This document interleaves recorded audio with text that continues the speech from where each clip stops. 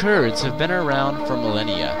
Their history has been marked by external and internal conflict. Perhaps especially in the most recent of histories, within the last half of the 20th century, have the Kurds seen a special violence, particularly in the area of Iraq. However, a long history of conflict led up to this event. The Kurds are not descendants of any one people, but are in fact descendants of all the people who settled in Kurdistan, such as the Guti, Kurti, Mede, Mard, Karduchi, Gordien, Adiabene, Zila, and Kaldi. Archaeological finds have shown many of the earliest technological advances, domestication of animals, metallurgy, weaving, urbanization, and many others, took place in Kurdistan between 10,000 and 8,000 BC. The Hurrian period of Kurdistan's history lasted from around 4300 BC to 600 BC.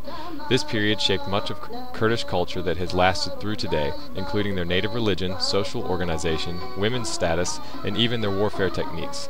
Through the 3rd century AD, most of the Kurdish kingdoms in western Kurdistan were taken over by the Romans, and the last Kurdish dynasty fell in AD 380.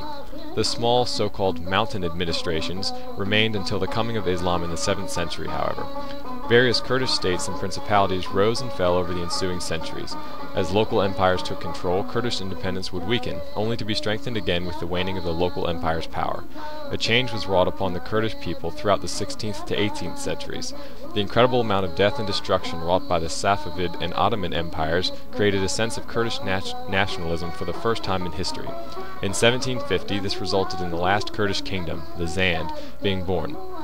The Zand kingdom, however, was not successful in unifying the Kurdish people, and by 1867 the last autonomous Kurdish principalities were destroyed.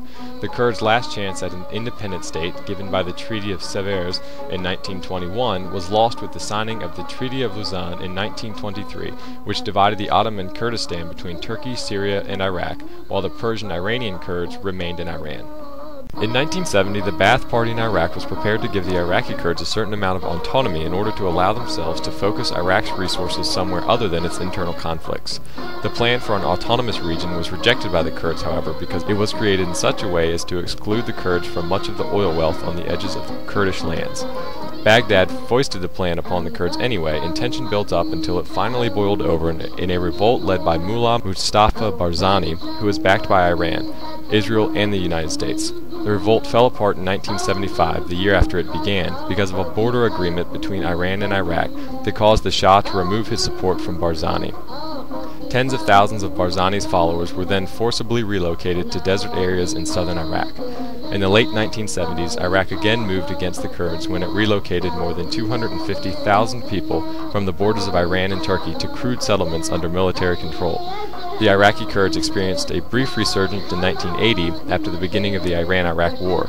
The Kurdish Democratic Party revived its relationship with Iran and even assisted in the capture of an Iraqi town in 1983. Iraq responded quickly, however, and 5,000 to 8,000 males over the age of 12 were captured, never to be seen again. This mass murder emboldened the Ba'ath Party in Iraq because international response was minimal, despite Kurdish efforts to garner a response from the United Nations and Western governments. Due to perceived injustices at the hands of the Iraqi government, many Kurds sided with Iran in the Iraq-Iran War. This only served to aggravate their condition, as Saddam Hussein and his regime served to oppress the Kurds further for this disloyalty.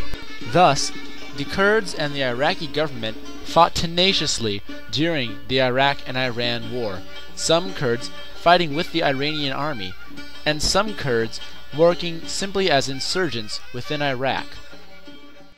In 1987, Iraq invaded Iran, but within a year, Iran had pushed back to the original border, and then they basically fought over that same border, and the border didn't move anymore for the rest of the war. So this scene is going to be the first year of the war with the invasion of Iraq, and we're going to move down there that way, which will be the movement of the border into Iran, and then eventually Iran will fight back, and the border will come back to its final resting place. Scene one. Let's roll.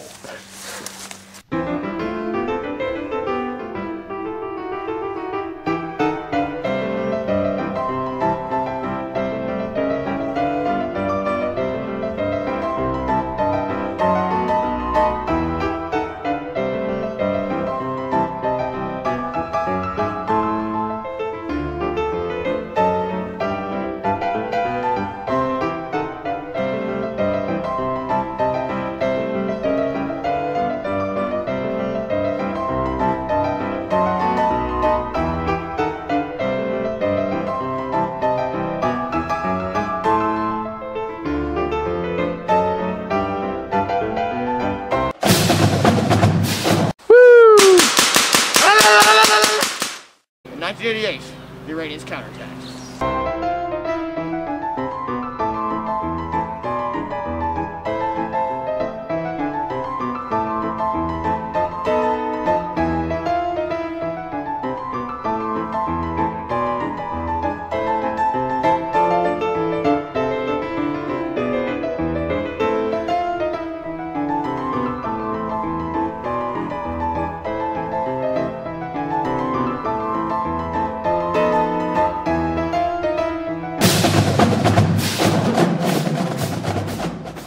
Kurds were viewed as a major threat in both Iran and Iraq.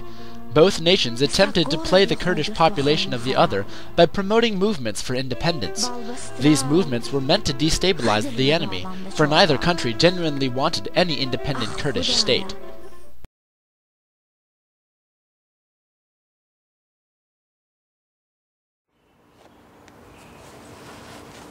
There's a lot of room over there in Iran. You can have your own country over there. I mean, over there, not over here, of course, but there's a lot of place over there. A lot of space. It's very true. Spread out. Very true. Don't you have your own country? Yeah. In Iraq, you could fight the government. You'd be independent. That's a good idea. Do what you want to. Become your own country. Kurdistan in Iraq. I like this. The increase in insurgent activity due to these spurts for independence in the midst of the war provoked the Iraqi government. It used chemical weapons on the Kurds, most notably in the Halabja poison gas attack. On March 16th and 17th of 1988, the Kurdish town of Halabja was attacked, killing over 3,500 Kurdish civilians. Over double that were injured.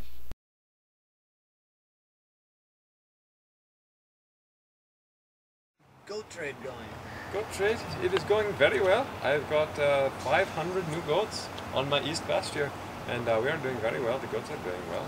And you're in the turban trade. Ah, yes. How's the turban trade going for you? Very well. I mean, the purple ones are not selling very well. Oh, not purple. Okay, I can understand. It must be hard these days. It's very good, but...